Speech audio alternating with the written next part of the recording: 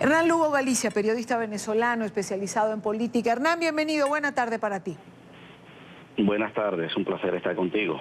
Igualmente para nosotros. Hernán, ¿de qué documentos estamos hablando? Mire, estamos hablando básicamente de información confidencial que sale del seno de las Fuerzas Armadas. Aquí en mi poder tengo la copia que puedes ver.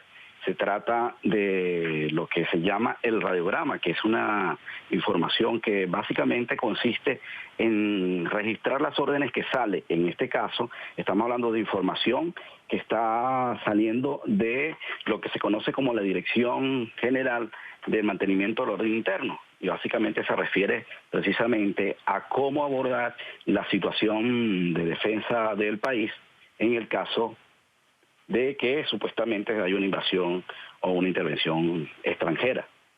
Es decir que la Fuerza Armada en Venezuela se estaría preparando, por lo menos tendría una especie de manual de reacción frente a una intervención. Sí, básicamente fíjate que lo que ocurre, lo grave es que dentro de las Fuerzas Armadas estén pensando en, digamos, en acudir a prácticas, si se quiere, inhumanas, pero así lo han dejado reflejar, no solamente en el documento que te hacía referencia, que es el radiograma que sale de la Guardia Nacional y que tiene fecha del 12 de septiembre de 2018, es decir, de este año. Sin embargo, hemos tenido acceso, por ejemplo, a la guía de planeamiento de 2016, que es una orientaciones, orden que da, en este caso, el ministro de Defensa o el jefe militar del país, que es el comandante estratégico operacional, en este caso Remigio Ceballos, quienes las envían a las demás instancias del orden o de las unidades de la Guardia Nacional, la milicia, el ejército, la armada. Y de allí se desprende todo ese, digamos, las acciones que van a ejecutar los cuerpos o los componentes de militares en el país. Entonces, una vez que salen estas órdenes, salen lo que se conoce como guía de planeamiento y desarrollo a ejecutar. Por ejemplo, ¿qué se habla como primera instancia? Uno, que este plan se aplicaría en el caso supuesto de una invasión. Sobre todo los militares la cúpula ha señalado, en este caso Vladimir Padrino López y Remigio Ceballos, jefe del CEOFAN, han señalado básicamente a Colombia y a Brasil como potenciales ejecutores de esta decisión. Y habría que prepararse para ello. Si alguien tiene alguna duda, puede ubicar la página del ministerio y verá cómo de manera directa hacen referencia a esto. Pero lo grave no es eso, es que está reflejado en los documentos que, como te lo estoy señalando acá, por ejemplo, ellos señalan que hay que tener mucho cuidado con los países que integran la OTAN. Por supuesto, ahí están los grandes países como Estados Unidos y también está Brasil. Y hablan de la necesidad de adoptar todas estas medidas. Y una de las medidas es asumir las atribuciones que le corresponden al 6CPC, al Ministerio Público, es decir, de policía administrativa y policía de investigación. Con lo cual hay que tener mucho cuidado el tratamiento que le vayan a dar a los opositores, sobre todo a quienes de alguna manera han venido diciendo que en Venezuela hay una dictadura. Pero no solo eso, sino que en estos documentos se hace referencia al tratamiento que se le debe dar a los que ellos llaman ciudadanos beligerantes o no beligerantes. ¿De qué significa esta figura?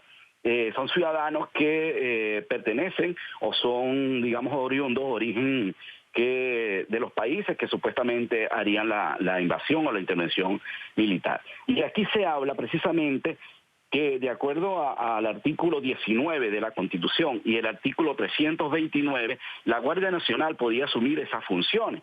Pero lo grave no es eso, lo grave es cuando se habla, por ejemplo, de que esta instancia, la Guardia Nacional, va a ser la que va a estar vigilando precisamente lo que tiene que ver con los campos de concentración. Y esa figura se discutió en el 2017, se volvió a tocar en el 2018, en marzo de 2018, en una reunión que hubo en el CEOFAN, y hasta ahora está recogido así en todos los documentos a los cuales estoy haciendo referencia. Y lamentablemente no hay alguien de la Fuerza Armada que diga nosotros no estamos de acuerdo con esta figura, Solo aquellos que nos hacen llegar la información es los que precisamente quieren que se denuncie, que en Venezuela no exista maltrato, no solamente a los factores de la oposición que están en su derecho a manifestarse en contra del gobierno, sino de aquellos ciudadanos que, por ejemplo, de Estados Unidos o de Colombia o de Brasil que tienen alguna actividad en Venezuela. Por ejemplo, en estos documentos se habla de que los ciudadanos de estos países no pueden, por ejemplo, salir digamos, de un día para otro, sino que tienen que someterse a algunos requisitos. Por ejemplo, la verificación de que si realmente son personas que están comprometidas con la acción militar. Y uno se pregunta, ¿hasta cuándo esta gente cree que va a mantener el miedo a la población cuando ellos admiten dentro de estos documentos que se tratan del mantenimiento del orden interno, que es posible que los ciudadanos venezolanos apoyen una intervención?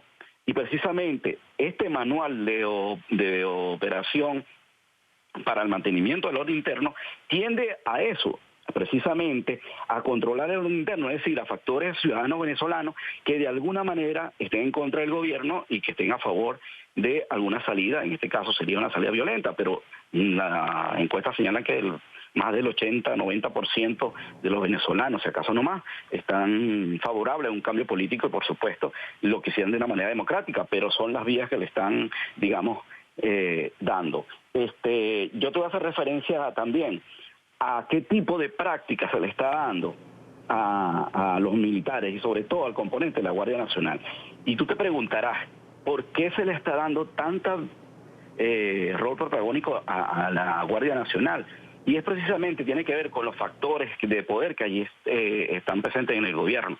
Y hay factores, sobre todo los de Miraflores, en esto que me refiero a Maduro, que quiere fortalecer ese brazo porque ellos saben que las Fuerzas Armadas como tal no es monolítica. De hecho, en esta guía de planeamiento se habla de la necesidad de mantener el control interno de los componentes, porque ellos saben que hay indisciplina, que la gente no está de acuerdo con el gobierno, sobre todo los militares no están de acuerdo con el gobierno. Y en previsión de eso, ellos están pidiendo unidad, incluso que haya una selección bien, digamos, rigurosa del personal militar que va a ingresar.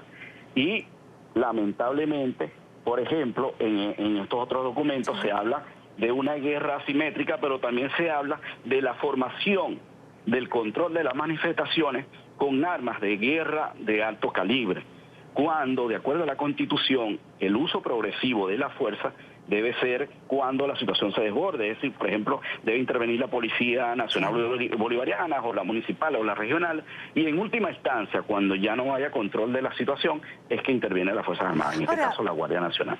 Pero el tema es que van a utilizar, calibres de alto poder, y eso es preocupante. Claro, bueno, es preocupante todo a lo que haces referencia. Ahora, tengo que preguntarte igual, ¿le das credibilidad a todo lo que allí se dice?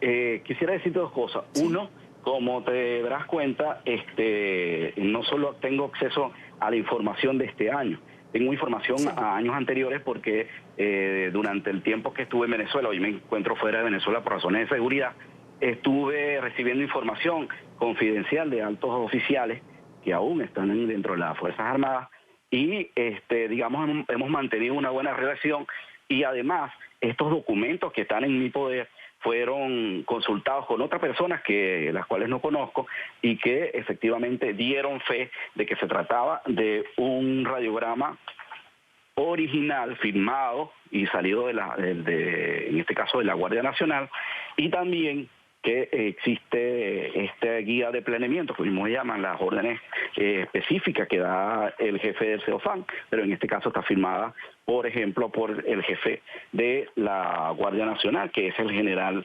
Richard López. Aquí está, y no sé si puedes verlo allí, el nombre preciso, Richard López, y está el sello. Pero además de eso, esta exposición que te estoy mencionando y que tiene 19 páginas, fue expuesta al alto mando militar y así ha sido confirmada.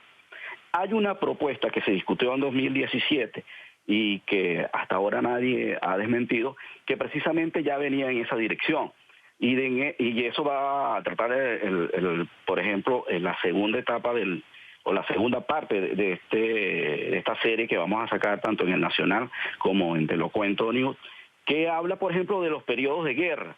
Y eso también está relacionado con que ellos han previsto ciertas actividades, digamos,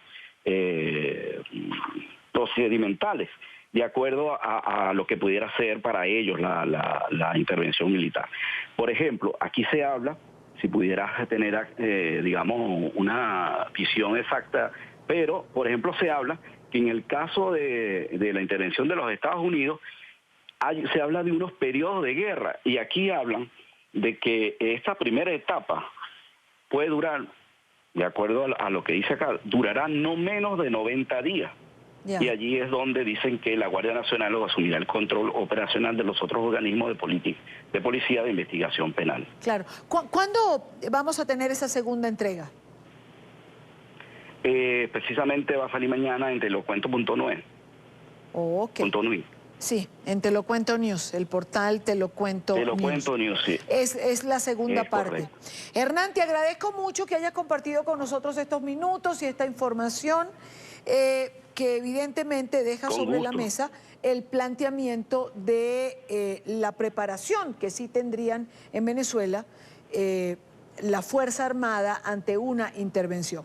Gracias, Hernán Lugo Galicia, por estar con nosotros. Buena tarde para ti, Hernán. Buenas tardes.